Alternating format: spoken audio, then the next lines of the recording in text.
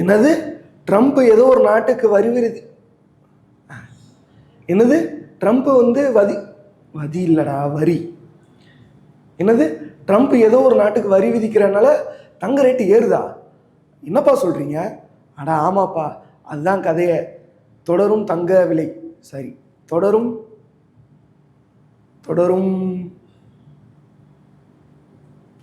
தங்க விலை உயர்ந்துக்கிட்டே இருக்கு. அது ஏன் உயருது, எதுக்காக வேண்டி உயருது, அதெல்லாம் பற்றி இந்த வீடியோவில் பார்க்க போகிறோம். சிம்பிளாக நான் ஆரம்பிச்சிடுறேன். தேவையில்லாமல் இந்த ஹூக்குன்னு போட்டு பாருங்கள் வாயை உளர ஆரம்பிச்சிருது. நான் எப்பயும் போல் நார்மலாகவே ஆரம்பிச்சிடுறேன்.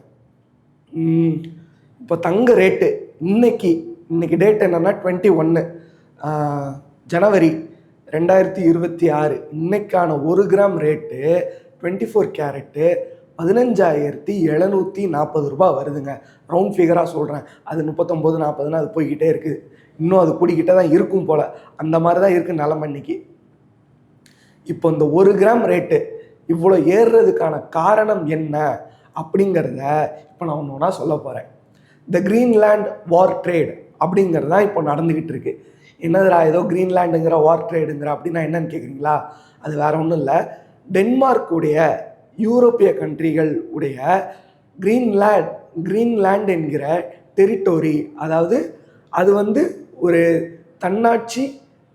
தன்னாட்சியாக செயல்படுற ஒரு பகுதி.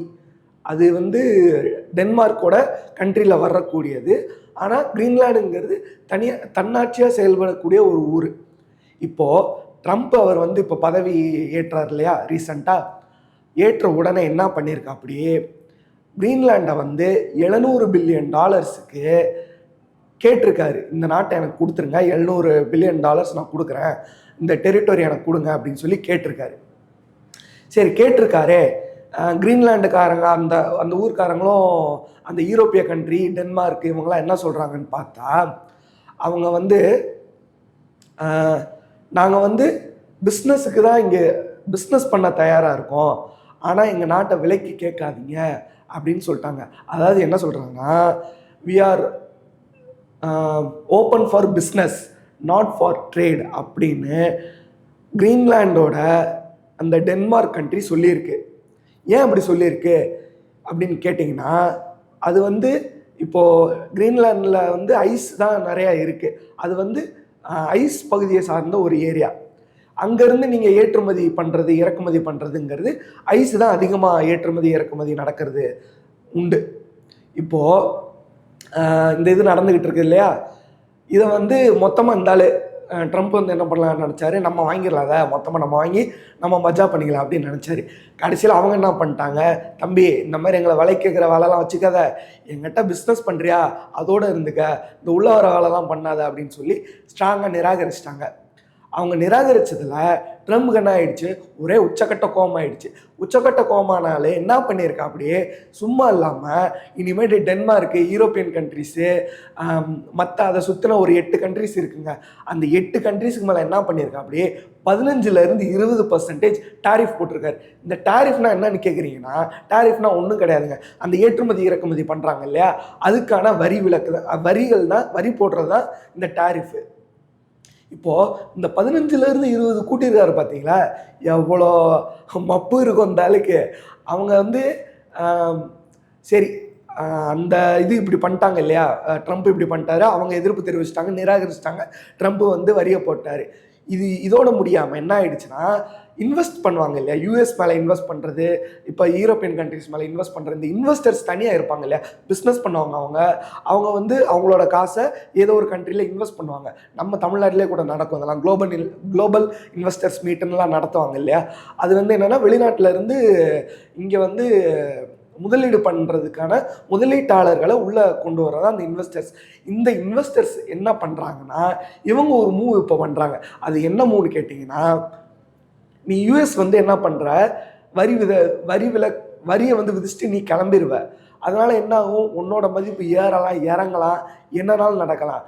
இப்போ நான் உன்ட்ட இன்வெஸ்ட் பண்ண வரேன்னா அது US டாலரில் தான் இன்வெஸ்ட் பண்ணணும். இப்போ நான் US கண்ட்ரியில் போய் இன்வெஸ்ட் பண்ண போகிறேன்னா நான் US டாலரில் தான் இன்வெஸ்ட் பண்ணணும். அதே நான் யூரோப்பியன் கண்ட்ரீஸில் பண்ண போகிறேன்னா ஈரோ அப்படின்னு சொல்லி அந்த டாலரில் தான் நான் இன்வெஸ்ட் பண்ணணும். இப்படி இருக்கிற பட்சத்தில் இந்த முதலீட்டாளர்களாக என்ன முடிவு எடுத்திருக்காங்கன்னா, நான் யூஎஸ் டாலரை இனிமேட்டு நான் இன்வெஸ்ட் பண்ண போகிறதில்ல, யூஎஸ் டாலரை நான் வாங்க போகிறதில்ல, அதோட ரேட்டு என்னன்னாலும் ஆகலாம், ஃப்ளக்சுவேட் ஆகலாம், இன்னும் ஏறலாம், இல்லை ரொம்ப அடிமட்டத்துக்கும் போகலாம். இந்த மாதிரி டேரிஃப் விதிக்கிறனால நான் என்ன பண்ண போகிறேன், நான் என்னோட இன்வெஸ்ட்மெண்ட்டை கோல்டில் போட போகிறேன், கோல்டு தான் இப்போதைக்கு இருக்கிற சேஃபஸ்ட்டு அசெட்டு அப்படின்னு சொல்லி எல்லாரும் கோல்டை வாங்க ஆரம்பிச்சிட்டாங்க. இப்போ இவங்கெல்லாம் கோல்டு வாங்குறதுனால நமக்கு என்ன ஆகுது, டிமாண்ட் அதிகமாகுது. டிமாண்ட் அதிகமாகிறப்ப என்ன ஆகும், சப்ளை இருக்காது, ரேட்டு ஏறத்தான் செய்யும். அதனால தான் அங்கே எவனோ வரியை விதிச்சனால இங்கே நமக்கு ரேட் ஏறுறதுக்கான காரணம். இப்போது 990 வந்து நீங்கள் ஒரு 1 கிலோ தங்கம் வச்சுருக்கீங்கன்னு வச்சுக்கோங்க. அன்னைக்கு தேதிக்கு அன்னைக்கு ரேட்டுக்கு நீங்கள் அந்த 1 கிலோ தங்கத்தை வச்சு என்ன வாங்கிக்கலாம் தெரியுமா, ஒரு மாருதி 800 வாங்கிக்கலாம். அதே 1 கிலோ தங்கம் இப்போ 2026 நீங்கள் வச்சுருந்தீங்கன்னு வச்சுக்கோங்க, நீங்கள் என்ன வாங்கலாம் தெரியுமா, ஒரு ரேஞ்ச் ரோவரோட டிஃபெண்டர் கார் வாங்கலாம். அந்த அளவுக்கு தங்கத்தோட ரேட்டு எக்கு தப்பாக மேலே ஏறி போய் கிடக்கு. இப்போ நம்ம சேஃபாக எதில் இன்வெஸ்ட் பண்ணுறதுன்னு கேட்டிங்கன்னா, எனக்கு தெரிஞ்சு பெஸ்ட்டு வந்து சில்வர் கோல்டில் ஏன் நான் சொல்கிறேன்னா, அதுக்கு மதிப்பு இனிமேட்டு குறைய போகிறதே இல்லை. கோல்டு இவங்க குறையும்னு சொல்லலாம், ஏதோ ஒரு இது வந்துருச்சுன்னா குறையலாம். ஆனால் அது ஒரு கட்டத்தில் தான் குறையும், எல்லா நேரமெல்லாம் குறைஞ்சிக்கிட்டு இருக்காது. அதோட கிராஃப் இப்படி தான் போய்கிட்டே இருக்கும். நீங்கள் சேஃபான இன்ஸ்ட்ருமெண்ட் எதுன்னு கேட்டிங்கன்னா கோல்டில் இன்வெஸ்ட் பண்ணுங்கள். இன்றைக்கி ரேட் அதிகமாக இருக்குது, நாளைக்கு ரேட் அதிகமாக இருக்குன்னு சொல்லி பயப்படாதீங்க. உங்கள்கிட்ட இப்போ காசு இருக்கா, வாங்கி வச்சுருங்க. அது 100 500 மினிமம் அமௌண்ட்டு கோல்டில் நீங்கள் வாங்கி வச்சுருறது தான் ஃப்யூச்சரில் உங்களுக்கு அது ஒரு குறிப்பிட்டது. எனக்கு தெரிஞ்சு 14% சொல்கிறாங்க. அது நம்ம கேரண்டியாக சொல்ல முடியாது. ஆனால் கோல்டுக்கான ரிட்டர்ன்ஸுங்கிறது கண்டிப்பாக எப்பயுமே எல்லா காலகட்டத்திலையும் இருந்திருக்கு. ஒரு 10 வருஷத்துக்கு முன்னாடி வேணால் அது அப்படியே ஸ்டாக்னேட் ஆகி கடந்துக்கலாம். ஆனால் இப்போது கோல்டு தான் பேச ஆரம்பிச்சிருக்கு. கோல்டுக்கு வந்து அதுக்கான காலம் வந்துருச்சு, அது இறங்கி ஆட ஆரம்பிச்சிருச்சு. நம்ம இறங்கி ஆடலைன்னு வச்சுக்கோங்க, வேடிக்கை மட்டுமே தான் பார்த்துக்கிட்டு இருக்கணும், ரேட்டு ஏறிக்கிட்டே தான் போகும். இப்போது இன்னொரு விஷயத்தில் நான் ஒன்று சொல்ல வந்தேன்.